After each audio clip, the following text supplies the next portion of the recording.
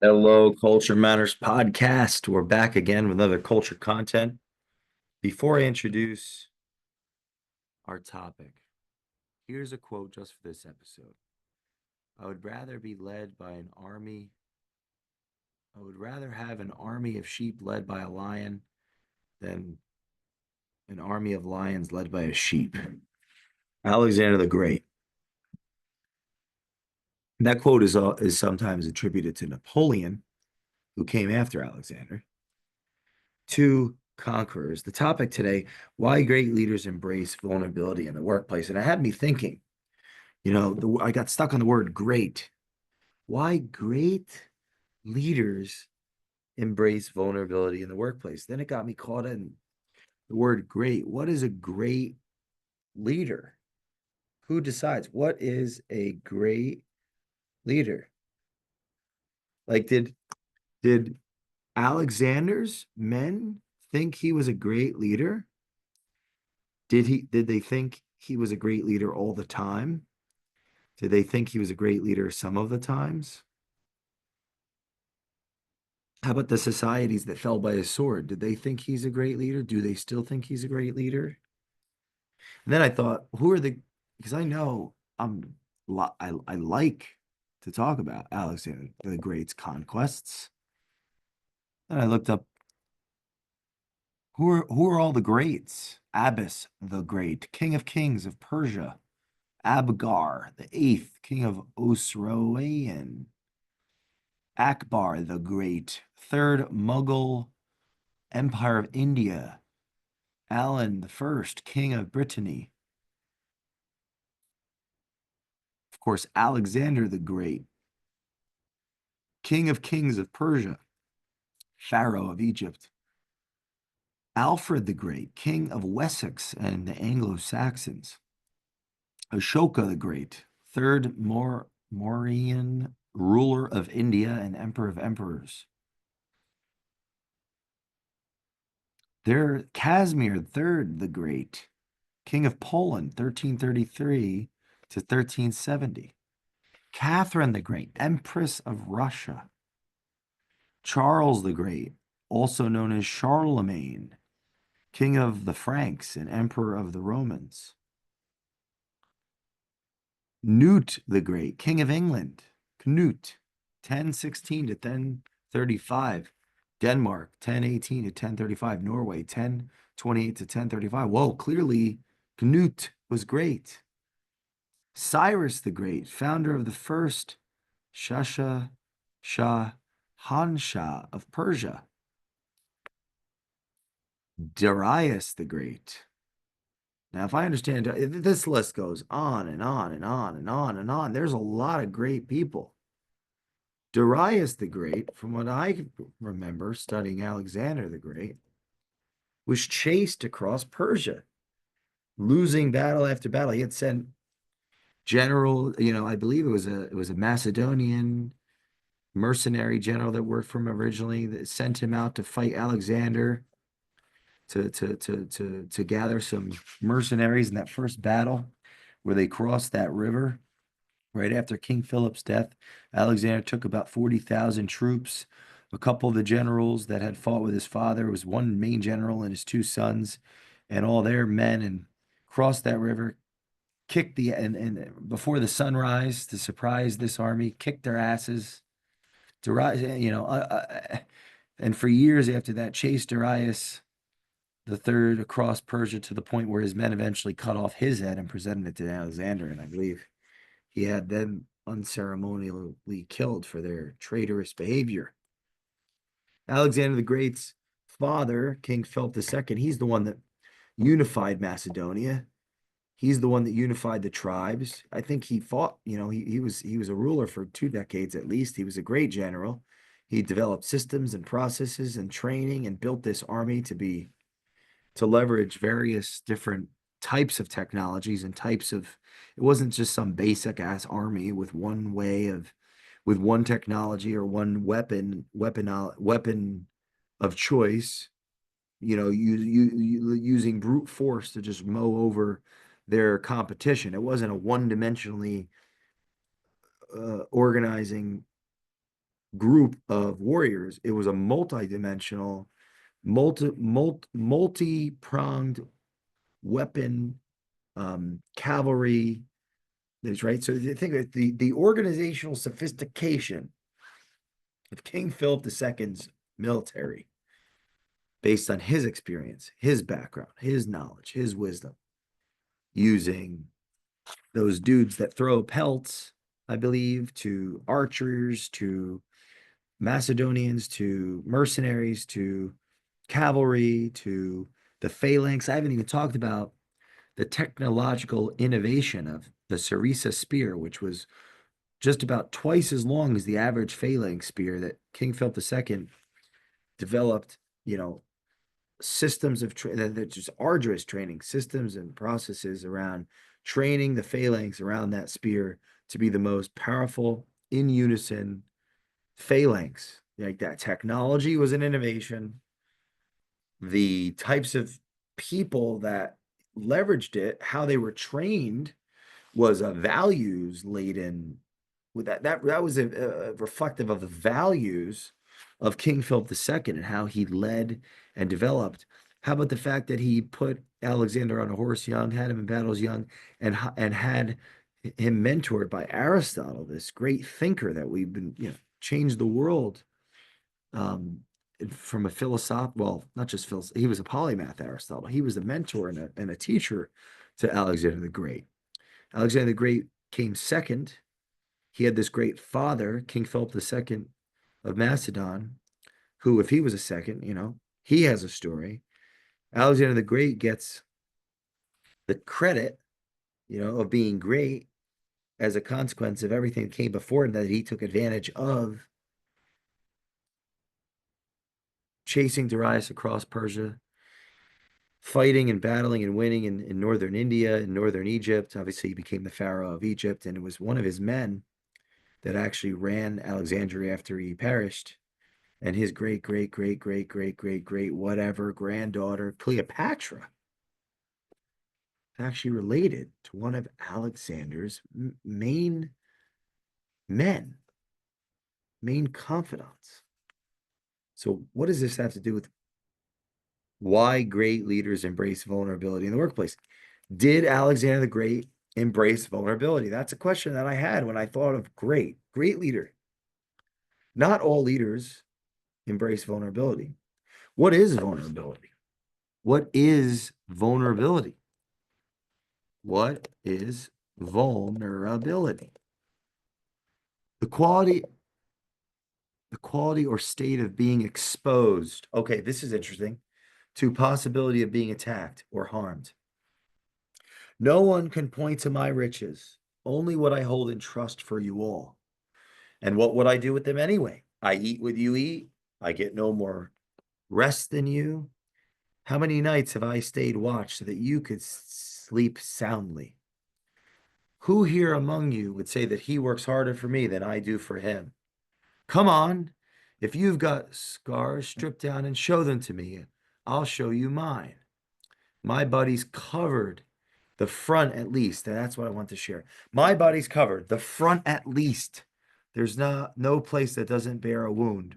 Stones, arrows, swords, clubs, all for the sake of your lives, your glory, your wealth. That is an excerpt from a 7-minute tirade, a call to arms Alexander the Great gave after there was a abrupt coup d'etat attempt against him at the end of his campaign, 10-year campaign. His men just wanted to go home. He had, he wasn't, at least, he wasn't who he once was. He had changed culturally. There's a lot of lessons there. And he said, no one can point to my riches, only what I hold in trust for you all. And what would I do with them anyway? I eat with you eat. I get no more rest than you. How many nights have I stayed watch so that you could sleep soundly? When he says, yeah, come on, if you got scars, strip down and show them to me. My body's covered. The front at least. There's not one place that doesn't bear a wound. Stones, arrows, swords, clubs. So vulnerability. My body's covered. The front at least. The front of my body. So, Alexander the Great may not have been vulnerable in the sense that we think of vulnerability. Hey guys, here's my feelings. here is how I feel about this meeting and what you have done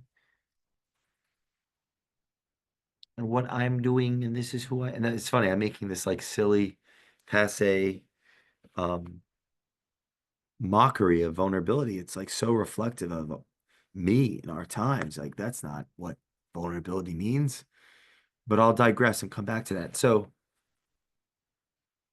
in a physical sense, my body's covered in scars, the front at least. What is that saying? It's saying I'm leading from the front. I don't run from battle. And truly, if in the works of Philip Freeman, the great book on Alexander the Great, he really did have arrow like scars of arrows and clubs. He had been shot a couple times and survived. He he was covered in scars. It was true. Like he was not a leader that was leading just from the back on the battle plans. He was fighting with his men, getting things done and using his spirit to create morale and energy and motivation. And there's a vulnerability before vulnerability was in the head and was in the through the words. Like Alec, I don't imagine Alexander sitting around with his men and sharing the potential resentment he had for King Philip, his father, when he heard from others that his father was going to bear another son that was full Macedon, because Alexander was half Albanian. His mother was Albanian, what modern day Albanian. He was a half blood, and that was like a big deal back then, I believe. And like, I don't see him sitting around with his executive team saying, "Hey, I really have a lot of animosity built up because, and what really drives me is my father's not accepting me fully as his son, and I want to really live up to that expectation. And he's dating this younger woman, he's marrying her, and he's trying to get a full blood Macedonian because of the pressure from his peers, and it's really hurting our relationship. And I have a lot of resentment and anger, and it's probably what's fueling me to take over the world. I don't think that's how Alexander the Great was leading his men into battle to compete, because right, they're a business, they're competing, they have to cooperate with one another to like have a battle plan, call out moves as they go, because it was a very fluid army.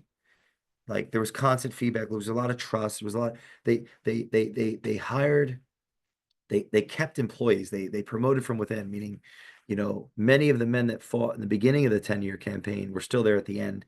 They got promoted, they stayed alive, they built all these riches. That's what created a lot of that tension at the end. That's why I love this story from an entrepreneur, private business entrepreneurial perspective, is at the end of the campaign, that last 6, 7, 8 years, not only did Alexander change and he was less of a founder, more of a bureaucratic CEO, like taking on Persian rituals and customs and marrying Persian women, and like that was all no, like a very proud Macedonian culture. He changed traditions. He was like apparently a different man. And his C-suite, or his early employees, his early adopters, right? If he's like the guy that runs Nvidia, like they all got rich with him. They all got really rich with him. And they weren't doing it for the money anymore. They were doing it they didn't even know why they're doing it. Like, what's the greater purpose? Like, what was the reason that they were doing all this for? It seemed as though it was just about his own ego. And so that's where that speech comes in, right? Like I've internalized a minute of it, of the 7 minutes. No one can point to my riches, only what I hold in trust for you all. And what would I do with it anyway? I eat with you eat. I get no more rest than you.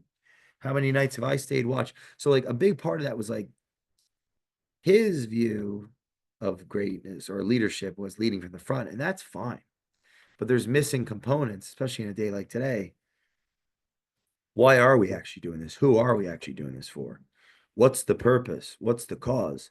The people that were following him that maybe didn't have his madness or didn't have his vision, they wanted to sell their shares. They wanted to liquidate. They wanted to go back home and enjoy the fruits of their labor. They weren't interested in being recognized and known for 2,000 years, and we don't know their names. Interesting enough, one of his men went and had 10 generations or 9 generations and something like that in Egypt running Alexandria. And for some reason, I just can't remember what his name was all of a sudden. But it was Cleopatra's. progenitor. She was an Arab. So the P, I think. Actually, I just look it up. But we're talking about vulnerability. The vulnerability Alexander led with was with his body. Who ran Alexandria? And he created the Alexandrian libraries. Um,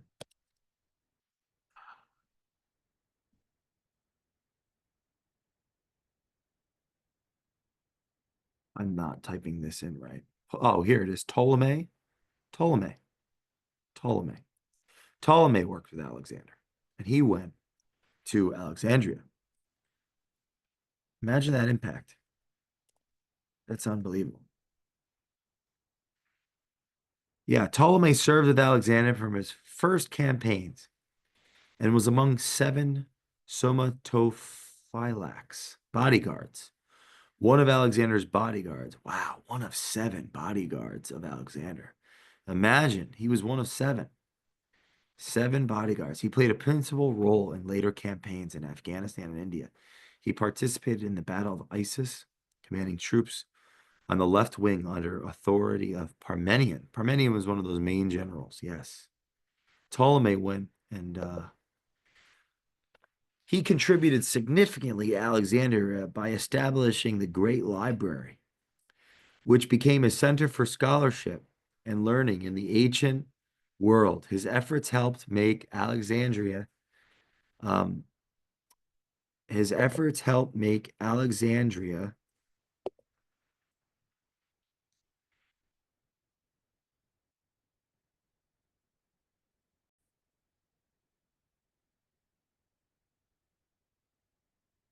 his efforts helped make Alexandria a cultural and intellectual hub, attracting scholars from around the Mediterranean. Hmm. But what is vulnerability? Vulnerability, the quality or state of being exposed. That's where I got caught up because Alexander was physically exposed, right? He's leading from the front. You hear these adages, leading from the front. Vulnerability is implicit in our behavior and explicit in the conversations that we have. So like I if I if I'm in a position of authority and I share my losses with my team in a team meeting, their expectation of me might be so high, there's actually diminishing returns. There's intimidation because they don't think of me as someone that has failed or someone that fails or someone like them. Because hierarchy separates, it creates distortions of reality. It changes perception. And like yes, there's a let's say it's a competence hierarchy. Like I really earned my seat. I did sacrifice. I did learn. I put in the work. I'm ahead in experience and wisdom and knowledge, and I really do know more. And I am someone that is the light in the dark that the people should look towards for the answer. But how I relate to the people helps the answer actually, because that's part of that. The irony of that is the answer is not in the people looking up at the person. It's the, how the person that's above being elevated above them looks down, how they look down and open up light, the light through each individual in the hierarchy looking towards the unknown, towards potential. It's the light, right? It's the light, the potential that flows through that interaction of the people and the leader. The eyes wide open and when there's when we're being led through spirit, when we're being led by spirit, our eyes are wide open. We have this paradoxical state of safety and vulnerability. Safety, we feel safe, but we're living in the unknown. We're living in vulnerability. We're living in hope and promise versus fear and despair, or anxiety and despair. And vulnerability is the quality or state of being exposed to possibility of being attacked or harmed, either physically or emotionally. Attacked or harmed. When the leader is vulnerable, it makes the natural vulnerability that the group, the company is participating in and accelerating an always changing, accelerating, innovating environment. We're all vulnerable to the unknown, to the future, to change. A leader's vulnerability is represented implicit in their behavior and how they lead, how they stick their neck out. Are they showing up early to the office and leaving late when the time calls for it? Or is it expected that someone else just does that? A bridge, liability of a partnership to higher penalties. No, that doesn't make any sense. The state of being open to injury or appearing as if you are, it might be emotional, like admitting that you're in love with someone who might only like you as a friend. That's interesting. There's something else within this. The great leaders embrace vulnerability. Great leaders embrace truth, like telling the truth, saying what one thinks is an act of vulnerability because it could come back to backfire. There can be penalties, there can be repercussions, and there will be repercussions and penalties when we tell the truth because we don't know what's going to happen. And the omitting of the truth is a form of psychological control, Luciferian pride, the omnipotent spirit, all in control, and that undermines culture. That undermines the individual spirit. That has an ironic deconstructing effect on the individual that's attempting to be impregnable, to be invulnerable. They're actually leading themselves to be extremely vulnerable and likely to despair and likely to fail and to be destroyed. Their pursuit of the fear of vulnerability leads to the omnipotent psychology that leads to a false impregnability that leads to the inevitability of vulnerability, the inevitability of despair, the inevitability of anxiety, the inevitability of destruction. So a state of being open to injury or appearing as if you are, there's a courage in vulnerability. Like you're endeavoring into the future. You are the hero fighting the battle. If you never go to the battle, you see the dragon, but you never try to fight to get the treasure. You see the dragon. Your conscience knows that you didn't put it all on the line. You didn't live to your potential. I think Kierkegaard said, the greatest despair is not becoming who you are. Something of that nature, on not becoming who you are. Yes, yes. The most common form of despair is not being who you are. Soren Kierkegaard. So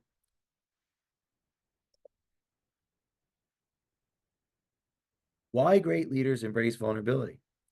Saying why great leaders embrace vulnerability is like saying, why do great leaders embrace truth in the workplace? Great leaders embrace truth in the workplace because truth is reflectory of relationship. Relationship is what fosters information flow. In formation, we have to be in the right formation to win the battle.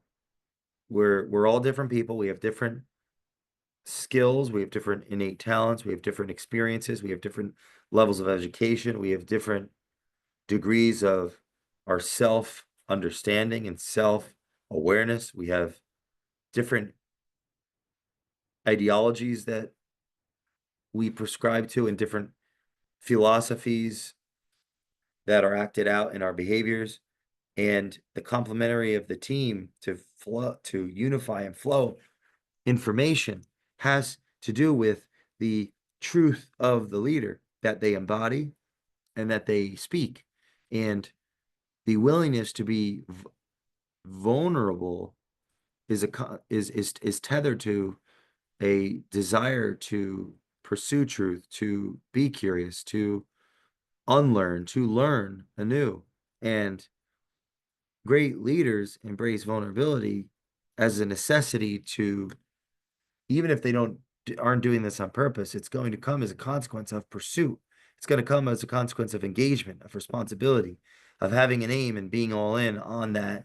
And vulnerability will come as a lagging indicator. The leading indicator would be actually trying, actually attempting, actually, and doing it together, being inclusive and being a team player and being a part of the culture. And the behaviorism of the authority, the authoritative leader, is contradicting the title, the hierarchy. The CEO can eat with the janitor and just be a person, eating with the troops. That's an act of vulnerability. Having one's being in the middle of the being in the middle of the group. There's 100 people in a meet. That 10,000 people are eating together. Is the leader eating in the middle?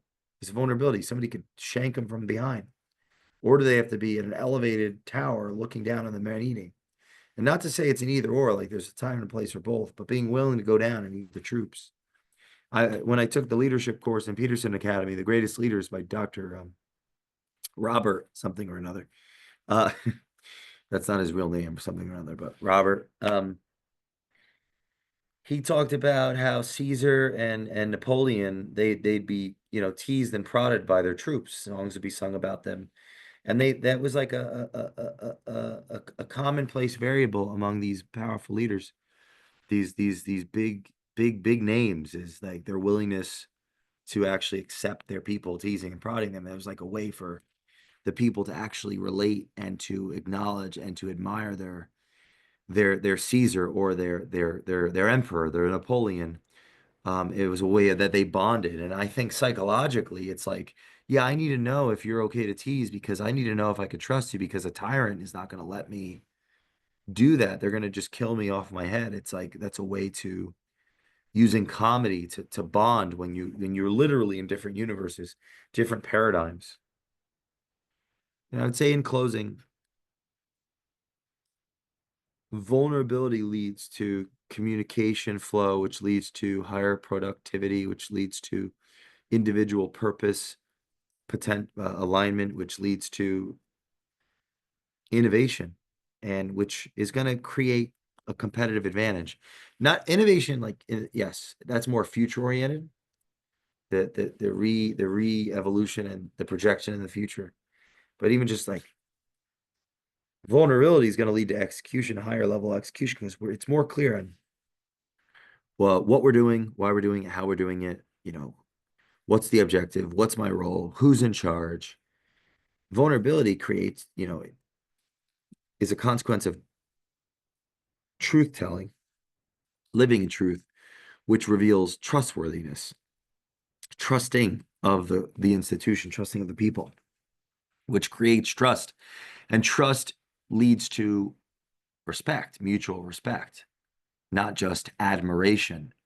That in the absence of trust or respect, it could, yeah, and the admiration, absence of respect could lead to like envy and some of those lower order sins that make people lead people to be and to act in the worst of themselves. So why great leaders embrace vulnerability in the workplace is it works. It leads to, and it's, if you have to try to be vulnerable, is that vulnerability? I don't think so. That seems like manipulation.